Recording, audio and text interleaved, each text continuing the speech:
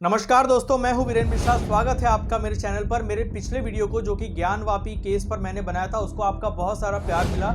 अब आज के इस वीडियो में मैं आपको एक्सप्लेन करूंगा ये 1991 प्लेसेस ऑफ वर्शिप एक्ट क्या है। इसकी पूरी डिटेल में हम समझेंगे कि ये कानून वाकई में क्या कहता है और साथ में हम ये भी जानेंगे कि क्या ज्ञानवापी मस्जिद पर 1991 प्लेसेस ऑफ वर्शिप एक्ट सच में लागू होता है या नहीं। तो बने रहिए मेरे साथ, एंड तक इस वीडियो को देखते रहिएगा। जय हिंद।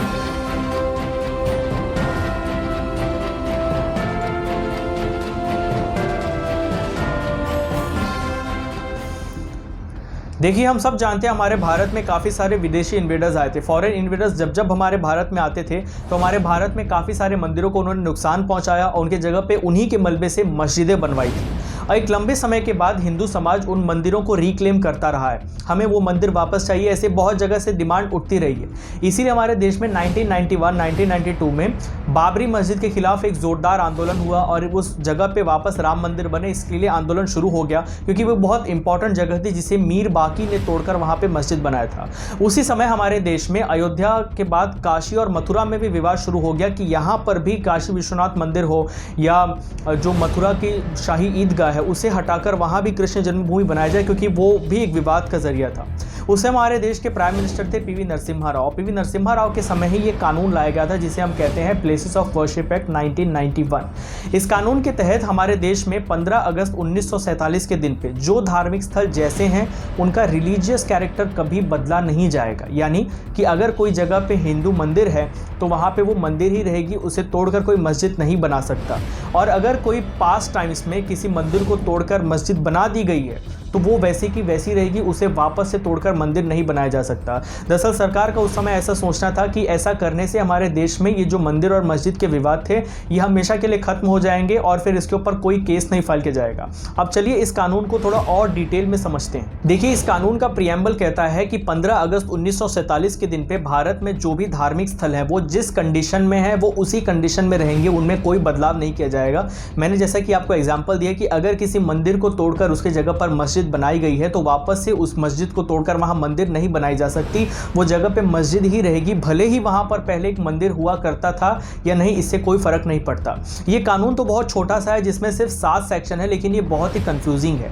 अब हम इस बात को जानेंगे कि क्या ये कानून वाकई ज्ञानवापी पर लागू होता है या नहीं। इस कानून में ऐसा भी लिखा हुआ है कि अगर कोई केस किसी धार्मिक स्थल पर आजादी के पहले से यानी कि 15 अगस्त 1947 के पहले से चल रहा है तो ऐसे सारे के सारे केसेस को तुरंत खत्म कर दिया जाएगा और आज के बाद ऐसे धार्मिक स्थलों को रिक्लेम करने के लिए, रिकन्वर्ट कराने के लिए कोई नए फ्रेश केस दाखिल नहीं किए जाएंगे। मतलब अगर कोई मंदिर तोड़कर मस्जिद बनाई गई है तो ये जानते हुए भी कि वहां पर मंदिर हुआ करती थी, आप उस जगह को रिक्लेम करने के लिए, उस मंदिर को रिक्लेम करने के लिए केस फाइल नहीं कर सकते, ऐसा इस कानून का कहना है। अच्छा, इस कानून में राम जन्मभूमि और बाबरी मस्जिद का जो अयोध्या में केस चल रहा था उस केस को एक्सेप्शन दे दिया गया कि यानी ये कानून बाबरी मस्जिद और राम जन्मभूमि का जो विवाद चल रहा था उसके ऊपर लागू नहीं होगा। इसीलिए हमने देखा कि 1992 के बाद भी हमारे देश के कोर्ट्स में राम जन्मभूमि को लेकर सुनवाई होती रही और फाइनली कोर्ट ने ये आदेश दिया कि वहां पर मंदिर ही बनेगा। इस कानून में एक प्रोवाइजो दिया हुआ है जिसका मतलब कि अगर 15 अगस्त 1947 के बाद में भारत में किसी भी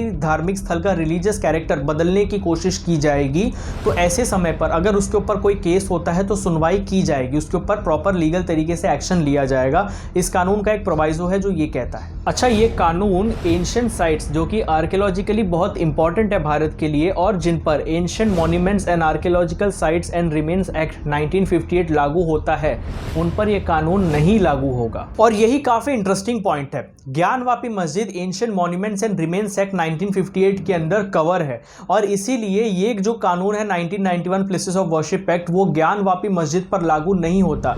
ये दावा है हिंदू पक्ष का। अब चलते हैं वीडियो के अगले सेक्शन की तरफ। आप जानते हैं ये जो 1991 प्लेसेस ऑफ वर्शिप एक्ट है ये सुप्रीम कोर्ट में चैलेंज किया गया है। सुप्रीम कोर्ट में इस एक्ट को चैलेंज करते हुए कहा गया है कि ये कानून हमारे संविधान के बेसिक प्रिंसिपल जिसे हम सेक्युलरिज्म कहते हैं उस सेक्युलरिज्म के विरोध में। दूसरी पिटीशन ये है कि हमारे देश में हमारे संविधान ने हमें ये अधिकार दिया है कि हम जब भी हमारा हक छीना जाए तो हम कानूनी तरीके से अपना हक मांगने का हमें अधिकार है। हमारे देश में काफ़ी सारे बुद्धिस्ट, जैन और हिंदू मंदिरों को तोड़कर वहाँ मस्जिदें बनाई गई हैं इन्वेडर्स के द्वारा, और उन जगहों को रिक्लेम करना भी हमारा अधिकार है। और ये कानून इसी हमारे अधिकार को हमसे छीन रहा है। इस कानून में ये भी कहा गया कि प्लेसेस ऑफ वर्शिप एक्ट 1991 के कारण हम लोग अपने प्लेसेस ऑफ रिलीजियस वर्शिप, जो हमारे रिलीजियस प्लेसेस हैं, उन्हें रिक्लेम नहीं कर पा रहे हैं। और ये कहीं ना कहीं हमारे संविधान के आर्टिकल 25 और आर्टिकल 26, जो कि हमें फ्रीडम देते हैं कि हम जिस रिलीजन को चाहें उसे फॉलो कर सकते हैं, उसके प्रैक्टिसेस को फॉलो कर सकते हैं, ये उसका भी वायलेशन हो रहा है। एक काफ़ी इंटरेस्टिंग पिटीशन इसके ऊपर दाखिल की गई, जिसके ऊपर ये कहा गया कि जिस तरह ये जो 1991 प्लेसेस ऑफ वर्शिप एक्ट है,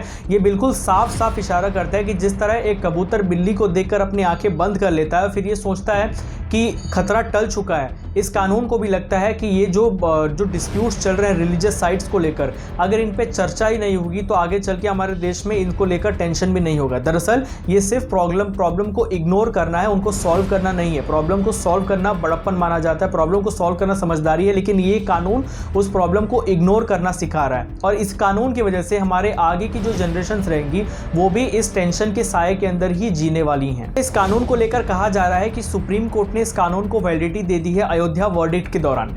इसमें आपको बहुत अजीब बात एक सुनने को मिलेगी अब आगे चलकर, मैं आपको वो बताने जा रहा हूँ। सुप्रीम कोर्ट का कहना है कि ये कानून एक काफ़ी सेक्युलर कानून है और पास्ट में जो गलतियां हुई हैं उन्हें आज की जनरेशन अपने हाथ में कानून को लेकर ठीक नहीं कर सकती। विद ड्यू रिस्पेक्ट, इस एक्ट की वजह से कोर्ट में धार्मिक स्थलों को रिक्लेम करने का हक ही छीन लिया गया। कानून हाथ में लेने की बात क्या करते हैं, और ये जानते हुए भी कि किसी जगह पर पहले कोई दूसरा मंदिर, कोई हिंदू मंदिर, बुद्धिस्ट स्तूप या कोई जैन मंदिर एग्जिस्ट करता था जिसे तोड़कर वहां पर मस्जिद बनाई गई है, ये जानते हुए कि वहां पर ओरिजिनली एक दूसरे धर्म का स्ट्रक्चर था और फिर भी उस जगह को रिक्लेम नहीं किया जा सकता। ये कैसा सेक्युलरिज्म है?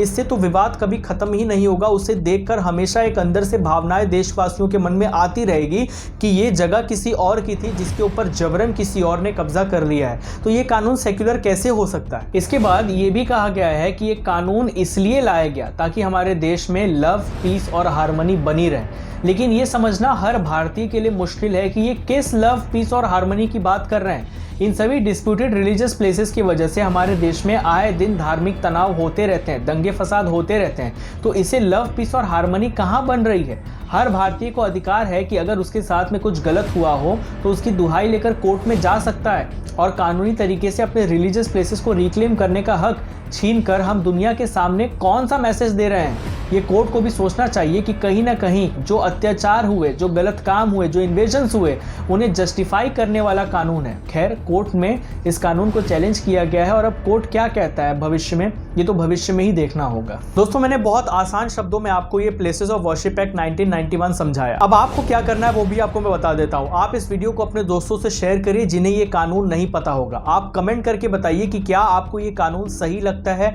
या गलत लगता है। सही लगता है तो क्यों लगता है, और गलत लगता है तो क्यों गलत लगता है। आप प्लीज मुझे कमेंट करके बताइए। बहुत मेहनत लगती है रिसर्च करने में। अपने दोस्तों से इस वीडियो को शेयर करके मुझे सपोर्ट करिए और बने रहिए मेरे साथ। जय हिंद।